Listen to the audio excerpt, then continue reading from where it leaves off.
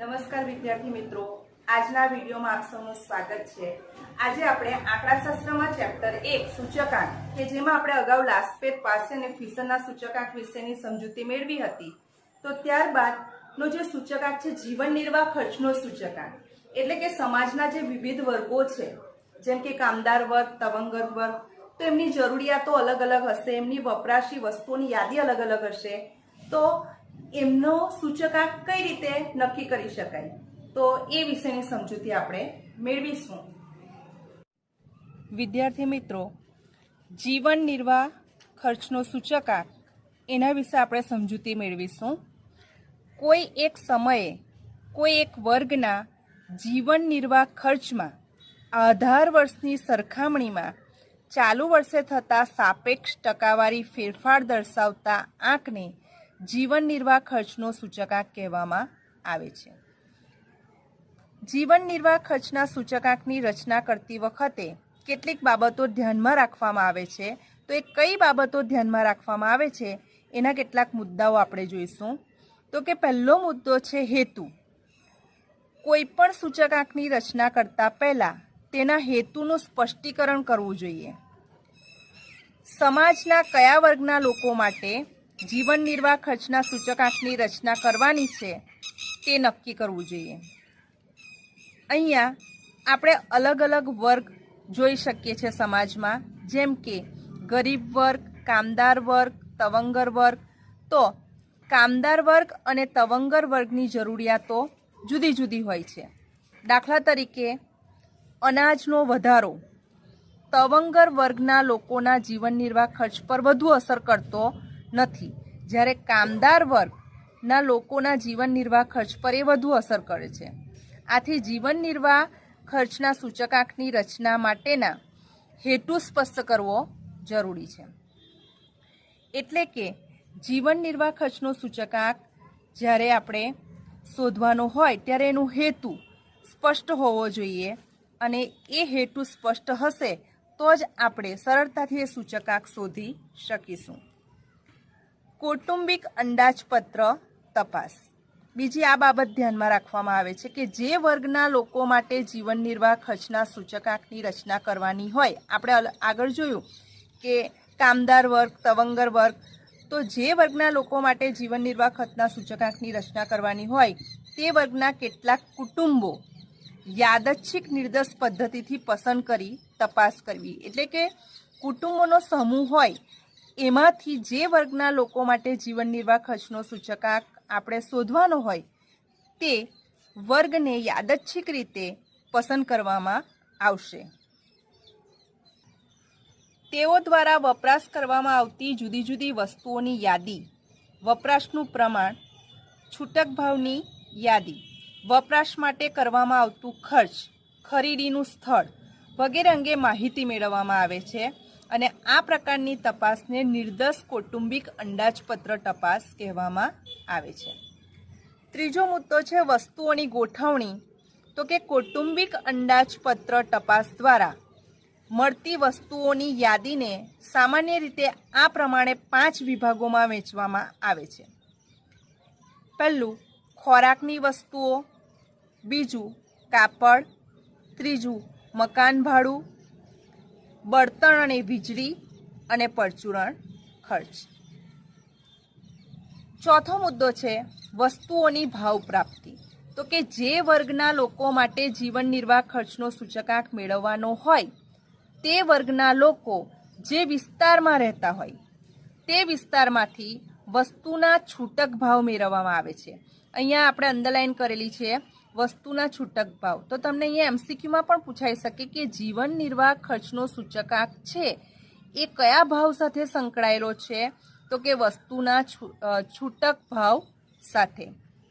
આવા ભાવ શક્ય હોય ત્યાં સુધી પ્રમાણિત કે સરકાર માન્ય દુકાનેથી મેળવવા જોઈએ, અને જ્યારે અલગ અલગ દુકાનેથી જુદા જુદા સમયે જુદા જુદા ભાવ મળતા હોય ત્યારે એ ભાવની સરેરાશ ધ્યાનમાં લેવી જોઈએ। એટલે કે વસ્તુઓની જે ભાવ પ્રાપ્તિ છે એ ભાવ પ્રાપ્તિ તે વર્ગના લોકો જે વિસ્તારમાં રહેતા હોય તે વિસ્તારમાંથી વસ્તુના છૂટક ભાવ મેળવવામાં આવે છે, અને આ ભાવ શક્ય હોય તો પ્રમાણિત કરેલ કે સરકાર માન્ય કોઈ દુકાન હોય ત્યાંથી મેળવવા જોઈએ, અને જ્યારે એ શક્ય નહીં હોય અને અલગ અલગ દુકાનેથી જુદા જુદા સમયે જુદા જુદા ભાવ મેળવવામાં આવે ત્યારે તે ભાવોની સરેરાશ લેવી જોઈએ.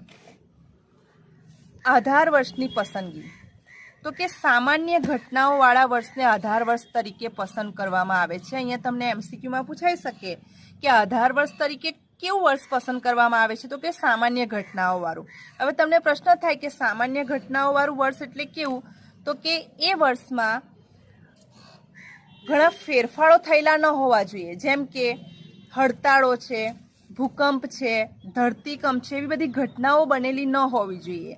તો એ બધી ઘટનાઓ બનેલી ન હોય તેવું વર્ષ જે આપણે લઈએ છીએ તેને સામાન્ય ઘટનાઓવાળું વર્ષ કહેવામાં આવે છે. એટલે કે આધાર વર્ષની પસંદગી કરતી વખતે જે વર્ષ પસંદ કરવામાં આવે છે આધાર વર્ષ તરીકે એ સામાન્ય ઘટનાઓવાળું વર્ષ હોવું જોઈએ. આધાર વર્ષ તરીકે પસંદ કરી પ્રત્યેક વસ્તુ માટે ભાવ સાપેક્ષ નીચે પ્રમાણે મેળવવામાં આવે છે. તો કે ભાવ સાપેક્ષ I બરાબર ચાલુ વર્ષના છૂટક ભાવ છેદમાં આધાર વર્ષના છૂટક ભાવ ગુણ્યા 100, એટલે કે P1 છેદમાં P0 ગુણ્યા 100. ત્યારબાદ આગળનો મુદ્દો છે સરેરાશ. તો કે જુદી જુદી વસ્તુઓના ભાવ સાપેક્ષ પરથી એક સામાન્ય ભાવ સાપેક્ષ મેળવવાનું જરૂરી છે. આ માટે યોગ્ય સરેરાશનો ઉપયોગ કરવો પડે છે.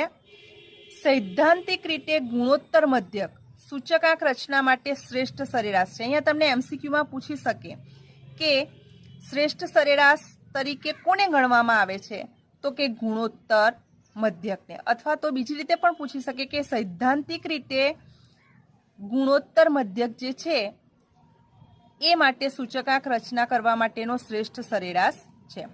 પરંતુ તેની ગણતરી અઘરી હોવાથી વ્યવહારમાં સૂચકાંકની રચના માટે ભારિત સરેરાશ પદ્ધતિ પ્રચલિત છે. અહીંયા તમને બીજો એમસીક્યુ પણ પૂછાઈ શકાય કે કઈ પદ્ધતિ સૂચકાંક શોધવા માટે પ્રચલિત છે, તો કે ભારિત સરેરાશ પદ્ધતિ. આગળનો પોઈન્ટ છે ભાર. તો કે જીવન નિર્વાહ ખર્ચના સૂચકાંકની રચના માટે પસંદ થયેલી જુદી જુદી વસ્તુઓનું મહત્વ એક સરખું હોતું નથી. વપરાશમાં આપણે જે કંઈ પણ વસ્તુઓ લઈએ છીએ જીવન જરૂરિયાતની, એ બધી વસ્તુઓનું મહત્વ, બધી વસ્તુઓનો ભાર અલગ અલગ હોય છે.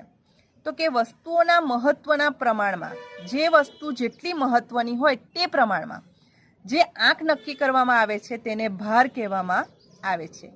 તો આ ભારના બે પ્રકાર છે, એક ગર્ભિત ભાર અને બીજો સ્પષ્ટ ભાર. હવે પ્રશ્ન એ થાય કે ગર્ભિત ભાર એટલે શું અને સ્પષ્ટ ભાર એટલે શું. તો કે ગર્ભિત ભારમાં આપણે જોઈ શકીએ કે ભાર આપવાની આ પરોક્ષ રીત છે. આ પ્રકારના ભારને સંખ્યામાં દર્શાવી શકાતો નથી અને સંખ્યામાં દર્શાવી શકાતો ન હોવાથી તેને ગર્ભિત ભારની પદ્ધતિ કહે છે.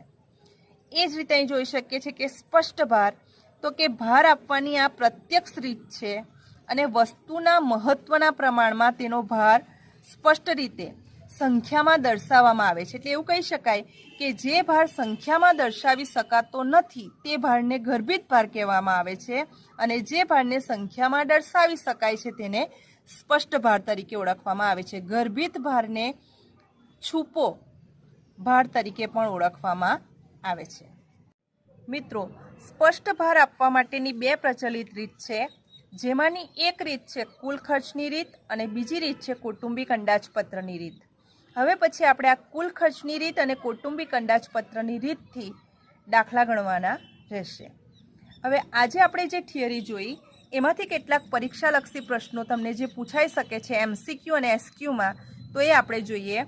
તો કે એમસીક્યુમાં પૂછાઈ શકે કે જીવન નિર્વાહ ખર્ચના સૂચકાંકની રચનામાં કયા ભાવ ધ્યાનમાં લેવાય છે, તો કે જીવન નિર્વાહ ખર્ચના સૂચકાંકની રચનામાં છૂટક ભાવ ધ્યાનમાં લેવાય છે. એમસીક્યુમાં પૂછાઈ શકે કે સૂચકાંકની રચનામાં કઈ સરેરાશને શ્રેષ્ઠ સરેરાશ ગણવામાં આવે છે, તો કે ગુણોત્તર મધ્યક જે છે એને શ્રેષ્ઠ સરેરાશનું માપ તરીકે ઓળખવામાં આવે છે. કયો સૂચકાંક લોકોના જીવન ધોરણનો ખ્યાલ આપે છે, તો કે જીવન નિર્વાહ ખર્ચનો સૂચકાંક લોકોના જીવન ધોરણનો ખ્યાલ આપે છે. એમસીક્યુમાં પૂછાઈ શકે કે કયા પ્રકારનો ભાર સંખ્યામાં દર્શાવી શકાતો નથી તો કે ગર્ભિત ભાર જે છે એ સંખ્યામાં દર્શાવી શકાતો નથી. આધાર વર્ષ કેવું હોય છે? તો કે આધાર વર્ષ એ સામાન્ય વર્ષ હોય છે, એટલે કે જેમાં ઘણા બધા ફેરફારો થયેલા ન હોવા જોઈએ તેવા વર્ષને સામાન્ય વર્ષ તરીકે ઓળખવામાં આવે છે. એમસીક્યુમાં પૂછાઈ શકે કે જીવન નિર્વાહ ખર્ચના સૂચકાંકની રચનામાં વ્યવહારુ યોગ્ય સરેરાશ કઈ છે? તો કે સૈદ્ધાંતિક સરેરાશ આપણે જોઈએ તો એ ગુણોત્તર મધ્યક છે, પણ વ્યવહારુ સરેરાશ કઈ છે? તો કે વ્યવહારુ સરેરાશ ભારિત સરેરાશ છે. એસક્યુમાં પૂછાઈ શકે કે ભારના પ્રકાર જણાવો. તો કે ભારના બે પ્રકાર છે, એક ગર્ભિત ભાર અને બીજો સ્પષ્ટ ભાર. એસક્યુમાં પૂછાઈ શકે કે સ્પષ્ટ ભાર આપવાની બે પ્રચલિત રીતોના નામ આપો. તો પહેલી રીત છે કુલ ખર્ચની રીત અને બીજી કૌટુંબિક અંદાજપત્રની રીત. શોર્ટ ક્વેશ્ચનમાં પૂછાઈ શકે તમને કે સ્પષ્ટ ભાર અને ગર્ભિત ભાર એ બેનો મુખ્ય તફાવત કયો છે? મુખ્ય તફાવત જણાવો. તો કે ગર્ભિત ભાર વસ્તુની પસંદગીમાં આવી જાય છે, જ્યારે સ્પષ્ટ ભાર એ વસ્તુના મહત્વના પ્રમાણમાં આવી જાય છે.